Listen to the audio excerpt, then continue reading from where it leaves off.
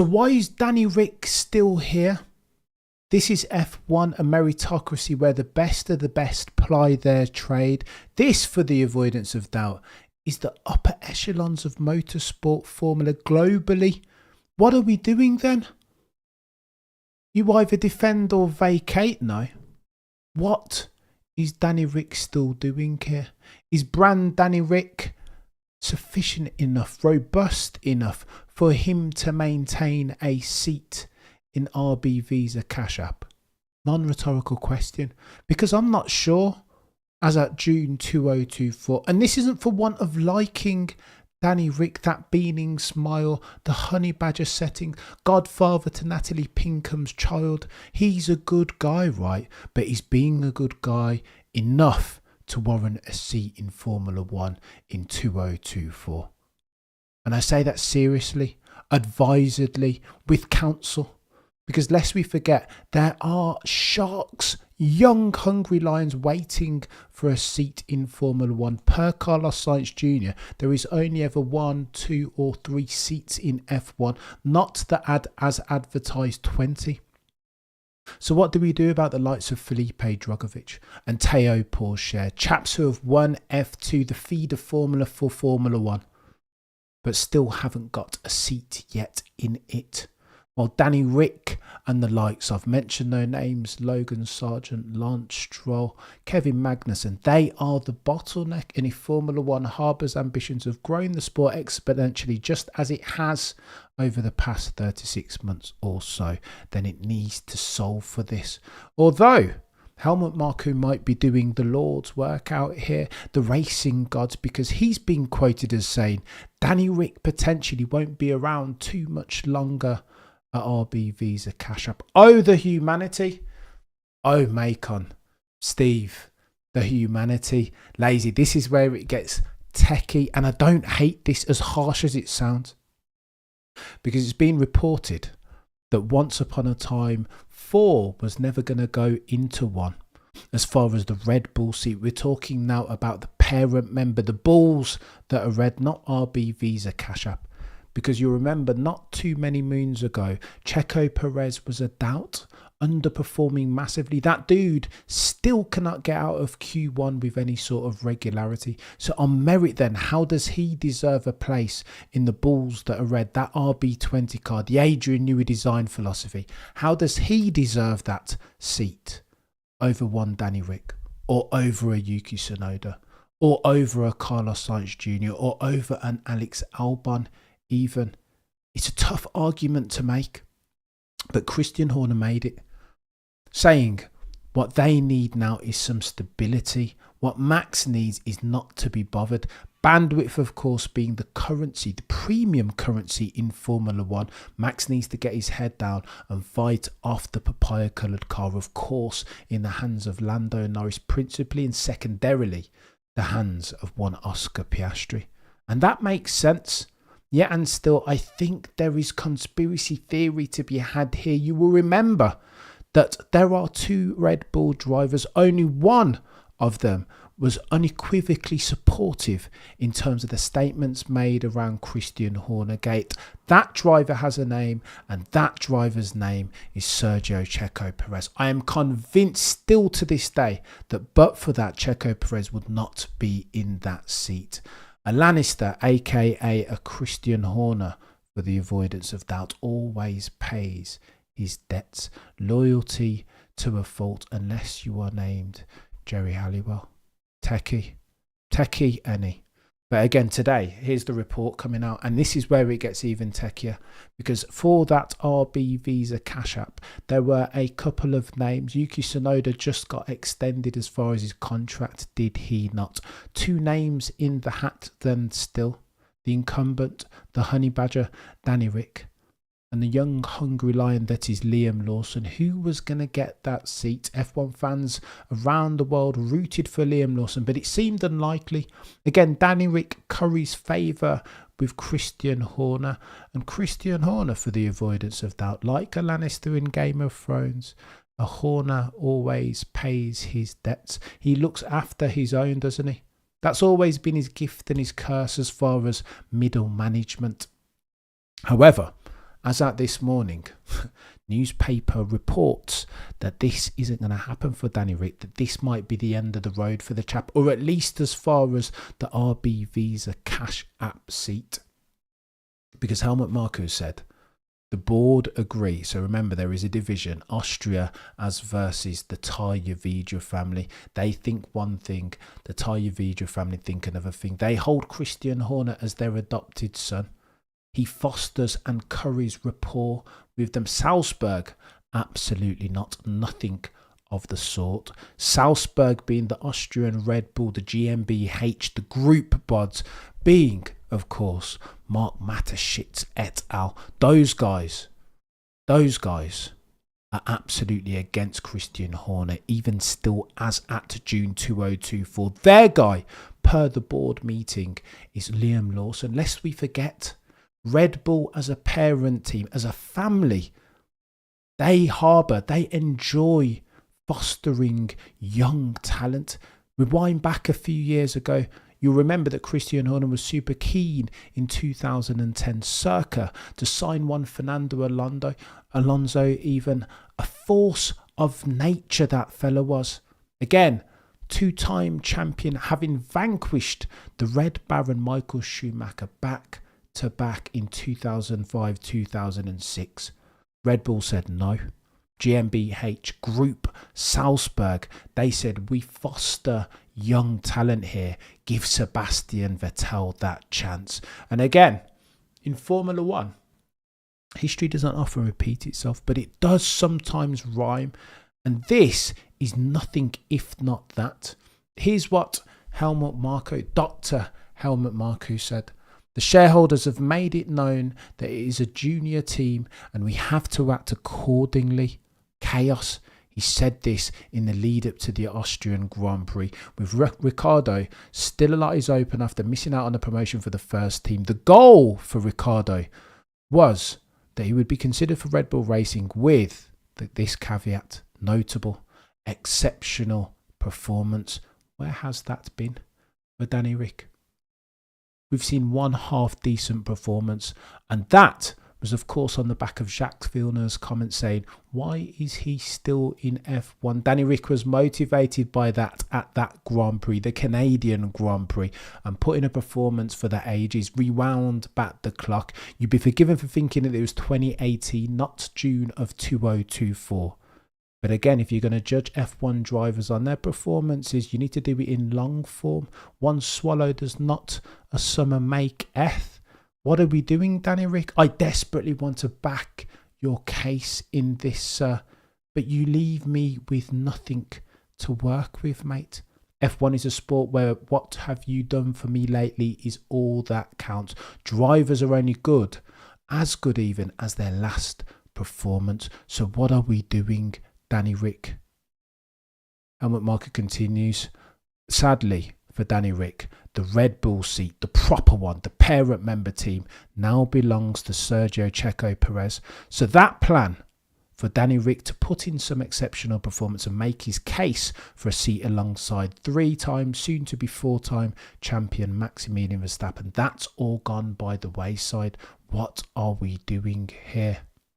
It is therefore, continues Dr. Helmut Marko of Red Bull GmbH, it is therefore more than questionable whether the 34-year-old Australian will stay with the Racing Bulls next season. Quote, we have to put, and this is where it gets techie.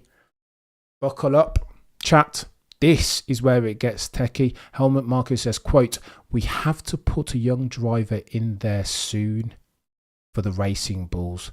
When asked to explain, he said, there are two drivers in for that seat. Only one of them will get it. That driver has a name, and his name is Liam Lawson. Oh, the humanity. It is chaos. Els Bells, you're a legend. Thank you so much for becoming a member. It is chaos, therefore. I can hear the death knells ringing in my ears for the career that was Danny Ric, and I greet it with sadness. I have to be honest, I really, really like the dude, but in this instance, surely you've got to separate the person from the driver. Jacques Villeneuve is right, absolutely on the money. What is he doing here still? If you are not performing, there are a dozen young, hungry lions ready to take that bloody seat. There are 2 F2 champions still on the subs bench, one of whom has just been sacked from IndyCar, Arrows McLaren. What are we doing? Is this fair? Is F1 not a meritocracy in June of 2024? What are we doing here? Or is it a money game, as it always has been, some might argue? Zhou Guan Yu, of course, right in there for a seat next year, courtesy of the $30 million in sponsorship that he will bring to every team that he signs for. What are we doing? How is this fair? I can't get down with this still. I love myself some Danny Rick, but surely now Liam Lawson has to get his turn. You've had your go, son. Danny Rick, as much as I love you as a person, you are God tier. I think you're great. Beaming smile. Hearing him talk about his love for F1 is an advertisement for the sport if ever you saw one. However, as at June 2024, surely sometimes you got to call time on a career on a seat at RB Visa Cash App, courtesy of poor performance. Look, should he have ever left Red Bull in the first place? My guy Peter Windsor would argue that that's one of the worst decisions that any F1 driver has ever made. Okay, so you're never going to beat a resurgence, a momentum-bringing Maximilian Verstappen. That was absolutely out of scope. But could you have won a couple of races? 100%. But instead you chose to take the 25 million per year that Renault were offering you over humanity. And McLaren, how did that work out, chap? You can't hold yourself as a brilliant driver, one of the best 20 in the world, if each and every single time you are demanding of the car's handling dynamics. Surely, and I want to make the case for Danny Rick. I really, really do, desperately. But again, for the avoidance of doubt, he leaves me no option. It's techie. My favourite corner for F1 chaos. It has to be that each and every single time. Got to talk to it. We have to talk to it. Macon says, does Red Bull have some data that suggests that Liam is not the best driver they should put in the car? So they'll have a lot of simulator data on him because obviously he's in the sim. He's not in an F1 car proper. They will have a sim, but they respect him highly. Listen, he was in F2 and he did bits. He didn't win anything. But again, if you extrapolate his growth curve, you cannot justify leaving a talent like that on the bench for any longer. Not whilst Danny Rick takes up that seat. And this feels like blasphemy. I can hear the blasphemy door opening in real time. I don't like to be so overly critical of a driver, a lovely lad like Danny Rick. But what are we doing at this stage? Not now. F1 is a zero-sum game. We can't continue like this. This isn't the road that you can justify going down. Not with Teo Porcher, Maloney, Andrea Kimi Antonelli. Bloody, there's a load of them, isn't there? Felipe Drugovich. Need I continue? Listen, if there weren't these young, hungry lions waiting in the wings, then you can make the case for Danny Rick. However, there are, and so you cannot. Christian says, Liam excelled in a rainy Netherlands and a lot Singapore race. He out-qualified Max, made the best of his chances. Give him the seat. Christian, I concur, sir. I couldn't have put it better myself. Lazy says, smash the like. Lazy, you're a legend. 270. Yeah, do me a favour and smash the like. It's going to get techie. Do we need to talk about other Driver City season potential outcomes? I think we will. We'll come back to Danny Rick in a minute. So why are they taking so long? Because of marketing? Well, to be fair, and you raise a good point, Macon, word on the F1 curb is this. Liam Lawson has an exit clause in his contract that says if Red Bull don't get him a seat in F1 as at 2025, then he can leave. Not dissimilar to the Helmut Marko clause in Maximilian Verstappen's contract. He can leave. Red Bull do not want that. Unless, of course, Danny Rick bucks up his ideas. That's the only way this can play out. Excellent performances, not just at one Grand Prix. We are talking in longer term. Danny Rick, sadly, mate, you haven't shown your hand. Got to show and prove. If you're going to have a chance, you've got to at the very least beat your teammate who is roundly beating you season today. One Yuki Tsunoda. What are we doing? And again, you could even make the case for Yuki Tsunoda being more deserving of that seat that now belongs to Checo Perez. Oh, the humanity. What are we doing? F1 is a meritocracy, you say. Behave yourself. I cannot engage such nonsense meaningfully. Not at this stage. What are we doing? They say, yeah, I've heard the same thing about Liam's exit from Helmut. It's going to happen. I think on this, I think Christian wouldn't want it to. But on this, I think you will have to defer to Helmut Marko and Salzburg, Red Bull GmbH, Mateschitz, Oliver Mintzlaff, those type of guys. Can't win them all. I think Christian will know which battles he is able to fight. Has bandwidth to now. It's techie. Super techie this. Let's talk about Carlos Sainz Jr. because I'm trying to connect these F1 dots in real time and it gets techier and techier. Foster said, I'd like to see Yuki they don't like him, Foster. It's really weird. Let me address this. It's one of the strangest things in Formula One that Yuki Tsunoda can be so quick, so consistent, such a hot prospect of an F1 driver, but never once be considered seriously in earnest for a seat at the parent member team, the Bulls that are red. Travesty of justice. Tragic even. But they just don't like the cut of his jib, whatever it is. Maybe it's the outbursts over the radio, but Maximilian's got a cheeky outburst in him. So that can't be it if consistency at the Bulls that are red is the thing. Let's talk about Carlos Sainz Jr., because it's going to get techier for him as well. Flavio Briatore, again, some are saying that Flavio Briatore's been bought on from a business perspective. And what is trying to sign Carlos Sainz Jr. at the last minute? Gazumping Williams, if not business skullduggery. That then should sit perfectly within the remit of one Flavio Briatore now. And they are saying that there is truth to this, that Flavio Briatore was spotted at last weekend's Grand Prix speaking to who? Carlos Sainz Sr., none other. The rumour then extrapolating from that sighting is that Flavio Briatore is desperate, moving heaven and earth to try and get the signature of one Carlos Sainz Jr. at Alpine. Oh, the humanity. Is this for real? Does Carlos Sainz Jr. really want to find himself at Alpine? With them withdrawing from the engine manufacturer gig, with their future all up in the air, are they going to stay in F1 for any length of time? Are they really? How do you know this? How do you know? Luca De Meo, there is a lot of speculation about this fella's objectives. Is he even invested in F1 as a sports entity? Is he really? Does he want to divest out of it? Is it even worth the money that they're investing? 45 million in 2026 engines, apparently. All the rest being Mercedes, Ferrari, Red Bull, the ones who are taking it seriously, the 2026 tech spec, anywhere up to 90 million. So do it properly or don't do it at all. If you don't have the buy-in from the senior stakeholders over at Renault, then what is the point, chat? Get out of it. Get out of Dodge.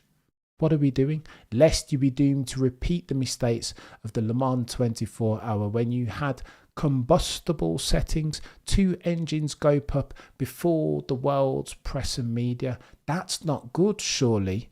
Does Carlos Sainz want to go to that team, a team in such disarray, even if Flavio Briatore can move and shake and get things across the line, particularly from a financial and business perspective? I do not think so. Carlos Sainz Jr., if he's had his Weetabix, must know better than this coming into some critical years of his career. He's spoken to this. And it's a shame for the chap that the Red Bull seat has gone away, right? It's a shame that he can't bring 30 million to a team each and every single year, just like Checo Perez can. It's a shame. Breaks my heart to see this predicament that Carlos Sainz finds himself in by virtue of Sir Lewis Carl Davidson Hamilton's signing for Scuderia Ferrari as of 2025. It's techie, and he's venting now, isn't he? at the last Grand Prix, saying of Charles Leclerc that he's always got something to say. He's always moaning about something. Charles Leclerc said, I know Carlos Sainz is in a difficult situation and he needs to do something special to make sure he gets a contract for 2025. But me, his teammate, I'm not sure I'm the person against whom he should be putting those manoeuvres. Both make sense. I don't hate it. Went back and had a look at the manoeuvre and I think, you know what? Racing incident, barely hit him. Carlos Sainz is entitled to push that move. He's driving to survive, is he not? But now he needs to dial in on this decision making, because careers in F1 have been broken unless, have they not? Please see Danny Rick moving from Red Bull, ostensibly a championship winning team, to take 25 million a year and go to Renault, who had no chance, not even of winning a race. Please see Fernando Alonso, who's gone back to back in teams that had no hope of winning the championship. GP2 engine.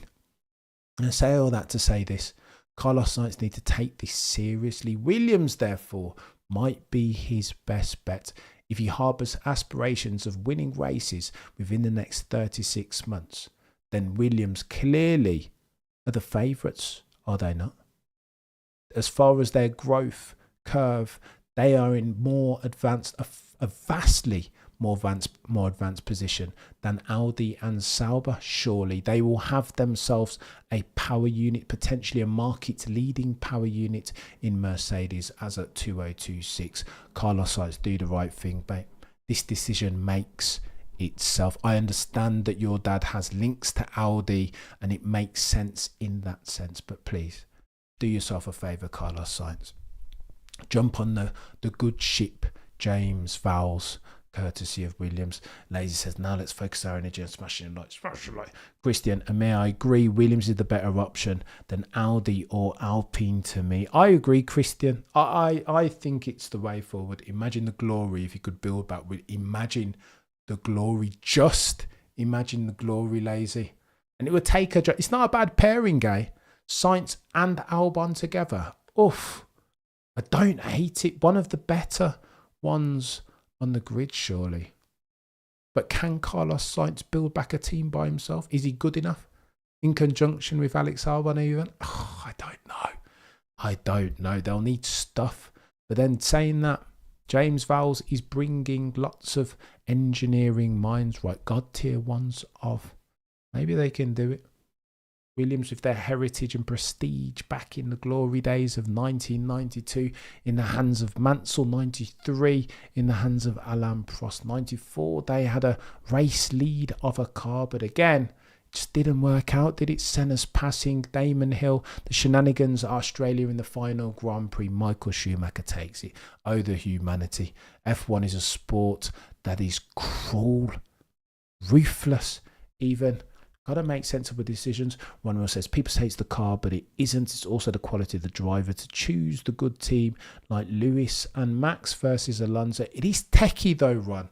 I will say this because it is very techie. Carlos Sainz speaks to this in his interview with the News Project, that there is a greater portion of the whole being the things that you control and things outside of. A lot of that is good fortune.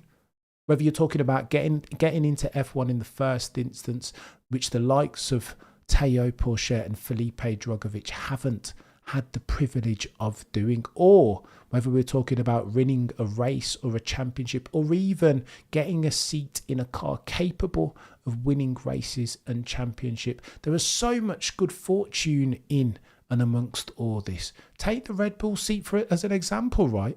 Checo Perez does not deserve that, not based upon his recent performances. But again, there's so much more in this to consider as far as root cause analysis than just merit. It's not just about being good enough. This is F1. It's about money, cash rules, everything around me, cream. You know what I mean? Like, it's all, you've got to consider all of these things. When's your momentum? It's timing. Teo Pourchaire went F2 last year. What's happened since? Felipe Drugovich the year before. What has happened since?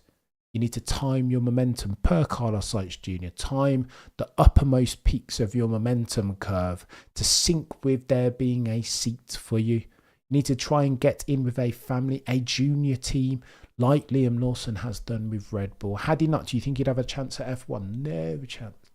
No chance. It's techie. I think Misco has the seat freed up. Go on then, Nisco. What's that? Look what happened to Bottas. Oh, the humanity career then. Not so fast, Nisco. All that I'm hearing about Valtteri, not necessarily. I don't think his career is done. Potentially, he could have a seat at Audi, formerly known as Sauber. Potentially. It's a bit techie, that Audi seat. Who knows? We'll have to wait and see. It's going to get techie. I heard that Danny might go into judging dancers and singers. Oh, hang on. That's Danny. Oh, the chaos, Ian. Oh, you're so cruel, sir. This is why we can be cruel as a community sometimes, right? Our particular brand of humour, the way that we joust and jibe those who don't perform. Sometimes, I don't know, leaves a bad taste in my mouth. Sometimes Carlos isn't good enough to get a long-term contract at Marko or a Perez seat. Carlos can't compensate the sponsor money that Perez with extra quality. Oh my gosh, is that where we're going with this run? Is Carlos Sainz good enough to more than offset the financial deficit that would come with getting rid of Checo Perez? This is bonkers run. I feel like we've gone far too techie with T minus a couple minutes to go. That quest in there is bonkers. Well, it depends, right? It depends on the ultimate outcomes as far as Red Bull. If they want to secure themselves a constructors, then, you know what I mean? Surely they might be willing to sacrifice them 10 or 20 or $30 million. It depends what you want. All this stuff depends. What are your objectives? Are they smart? Do you need to win yourself a constructors? How much money are you going to lose from not winning the constructors as versus how much Checo Perez brings in? Because I think that's the crux of the ultimatum run that we're facing. Do me a favour and smash me like. The truth can be cruel sometimes. F1 run can be cruel sometimes. Should have partnered Alonso. Sainz at Aston Martin. Stroll gone for an all Spanish powerhouse, but they're not going to. You really think they're going to let Lance go? That Lawrence, owner of that team, Papa Stroll, is going to let his son go? That's the reason why he's still in the game. Merck has no interest anyway. They're only eyeing one outside driver, and we all know who that is. I don't know. I don't know of whom you are talking, Jay. And to that point, actually, Toto Wolff is still talking about Maximilian Verstappen, isn't he? That we're going to build ourselves a car, he says, in the W15 that's going to make Maximilian Verstappen, 3, soon to be 4-time champion, have to make himself a decision. 2, you need to factor into the power unit situation. What's the picture going to look like? Mr. Peter D. Windsor says Red Bull power unit will be serious. Everybody else in the know seems to contradict that thesis. How do you know? This is the gift and the curse with the F1 inside track. Nobody truly knows, right? But sometimes when there is F1 smoke, there is fire. I'm not sure that Mercedes don't have the whip hand as far as the development race that is the 2026 power units. 50% electric, 50% combustion. Aramco takeover, says Christian. Oh, the humanity. If Red Bull wants to sell their T-shirts or win team championships, it's a decision, eh? Literally a decision. They need to think about the opportunity cost of keeping Checo Perez in that seat. He's not going to do anything. What's he doing? Not going to do anything. Far too much carrot and not enough stick, said one commenter. And I think that's a brilliant phase. Each and every single year, Checo Perez signs himself a contract and his performance does one of these. Drops off the cliff face. What are we doing, Checo? I know the car is temperamental. It's not the easiest to drive. But look at what your teammate Maximilian Verstappen is doing in that car, beating Lando in an ostensibly quicker machine. What are we doing, Checo Perez? Oh, the humanity. This thing is chaos. Oh, the humanity. Probably RBPT is going to be okay, says Jay, but there is a little chance it will be as good as Merck. They've just got too much tenure and too much durable competitive advantage. The development curve is incremental, is it not? And I suspect, listen, if I'm a betting man, I would put a lot of money on Mercedes being ahead of the curve as versus Red Bull powertrains or Ferrari even. Lest we forget 2014 split turbo settings. Holy smoke. The 8 Constructors' Championship that they won there on in were a function of the durable competitive advantage that their powertrain harboured. What are we doing, chat? Making Checo reminds me of Wiley Keough. He's just not doing it, is he? You know, the worst thing that I saw Checo do this season, that turn 1 incident at Miami, wasn't it? Where he nearly took out, did a Valtteri Bottas in 2021, nearly took out Maximilian Verstappen. Only by fluke did he not touch his teammate and take him out. Can you imagine? Who knows what would have happened then? Would they have given him a seat then if he'd have crashed off Maximilian Verstappen? Oh, the humanity, Christian says, I'm a lover of the sport, but after what they did to Lewis in 2021, oh, the humanity, Christian. My emotional threshold is too, I think it's too late. Are we going to talk about 2021, Christian? I think we're too far gone. Another conversation for another great day, Christian. Perez has a hard time adjusting to the upgrades. Seems to happen every year. It is weird. I think there's a couple of things in there, Lazy, that you neglect to mention, but probably know about. Again, root cause analysis. There's something to be said for that street early on in the season when street circuits are occurring more frequently. Obviously, then, being an understeer merchant, loving a cheeky rear limited circuit, Checo Perez is always going to go well, right? Baku as an example, Monaco as an example. Those tracks flatter to deceive for his iniquities.